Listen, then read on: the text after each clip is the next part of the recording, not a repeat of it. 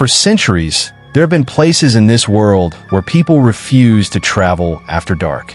Not because of wild animals, not because of criminals, but because of something far older. Something that watches, something that listens, and something that learns how to sound human.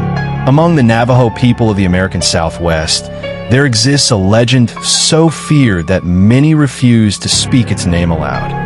A creature believed to be born from dark rituals and forbidden knowledge. A being capable of wearing the skin of animals, and sometimes the voices of people we love. This is the story of the Skinwalker, and of its terrifying return. The deserts and forests of the American Southwest are vast, silent, and unforgiving. Miles of empty roads cut through dry land where cell signals fade and help is hours away. It is in these isolated places that strange encounters have been reported for generations. Whispers of a creature that appears only when no one else is around. A creature that does not hunt for food, but for fear. According to Navajo legend, a skinwalker is not born. It is created. A human who chooses a path of darkness, abandoning morality to gain unnatural abilities. Through rituals forbidden even among their own people, they gain the power to transform into animals. Wolves, coyotes, owls, or deer, but never perfectly. There is always something wrong, something unnatural, and those who have seen one say the same thing. You don't feel fear at first. You feel watched. One of the earliest modern encounters occurred late one night along a desolate highway in Arizona. A man driving home noticed something standing near the roadside. At first glance, it looked like a large dog, too large. As his headlights passed over it, the creature lifted its head. Its eyes reflected the light, but they were too high off the ground. Then it stood up, not on four legs, on two.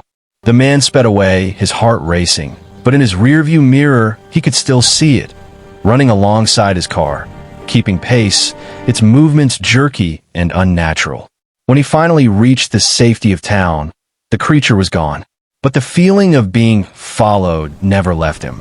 Other encounters described something even more disturbing. Mimicry. Families living near remote forests reported hearing familiar voices calling their names from outside late at night. A mother heard her son crying for help beyond the tree line, even though he was asleep in his bed. A man heard his wife calling him from the darkness, her voice calm, almost inviting.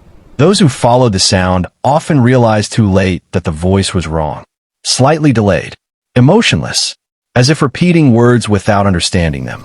And when they realized the truth, the forest would fall completely silent. No insects, no wind, only the sound of breathing. Witnesses say skinwalkers enjoy watching humans realize they've made a mistake. In another case, a group of campers described seeing an animal circling their campsite just beyond the firelight. It looked like a deer, but its joints bent the wrong way. Its eyes were fixed on them, unblinking.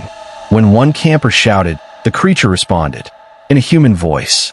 It repeated the same phrase again and again, slightly distorted, as if struggling to pronounce the words. Panic set in. The group fled into their vehicles, leaving behind food, equipment, everything. The next morning, they returned with daylight. Their campsite was untouched, except for footprints, bare human footprints leading into the woods. What makes these encounters more disturbing is the consistency. Different people, different locations, same details, the same overwhelming dread, the same sense that the creature is not simply attacking, but observing. Some Navajo elders believe skinwalkers are drawn to fear and curiosity, that speaking about them, researching them, or attempting to prove their existence invites attention. Others believe they serve as guardians of forbidden knowledge, punishing those who wander too far into places they do not belong. And then there are those who believe skinwalkers are not supernatural at all, but something else entirely. Something that exists alongside us, unseen, until it chooses not to be.